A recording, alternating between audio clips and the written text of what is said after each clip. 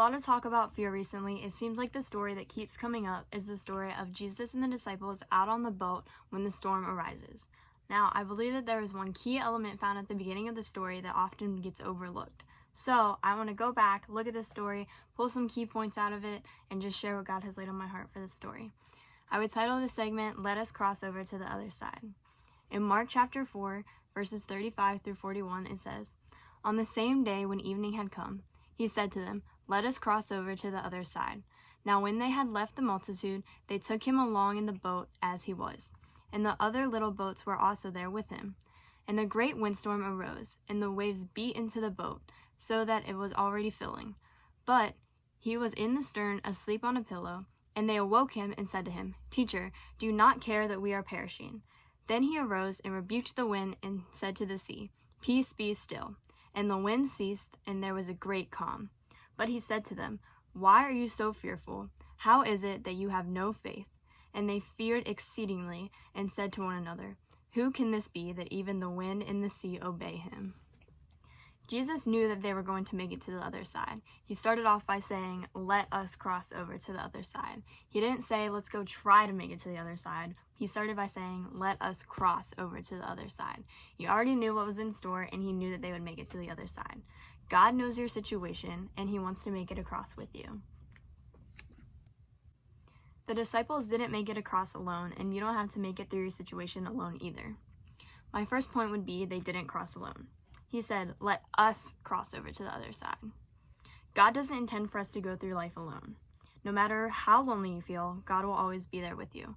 Isaiah 41:10 says, "Do not be afraid, for I am with you. Don't be discouraged, for I am your God. I will strengthen you and help you. I will hold you up with my righteous right hand." God does not intend for us to go through life alone, and he will always be there with us no matter what. So, don't cross alone. Let God cross with you.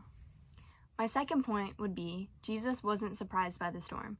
Verse 38 says, "But he was in the stern, asleep on a pillow, and they awoke him and said to him, 'Teacher, do you not care that we are perishing?'" I'm sure that Jesus cared about what was happening to the disciples, but he didn't care about the fact that there was a storm surrounding them, and he wasn't afraid of that storm. He was at peace.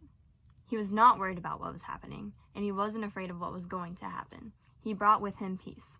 Verse 39, it says, "Then he arose and rebuked the wind and said to the sea, 'Peace, be still.' And the wind ceased, and there was a great calm." God is not surprised by the storms in our lives. He knows all about them long before we do.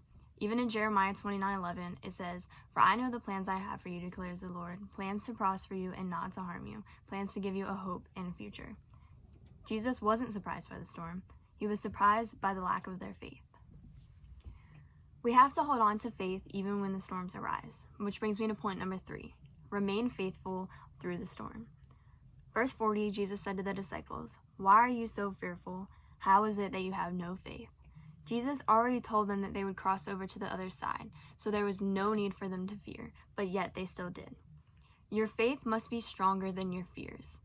When fear overcomes our faith, that is the moment when we lose sight of the power and the goodness of God. Although we can't see the outcome of the storm, God already has.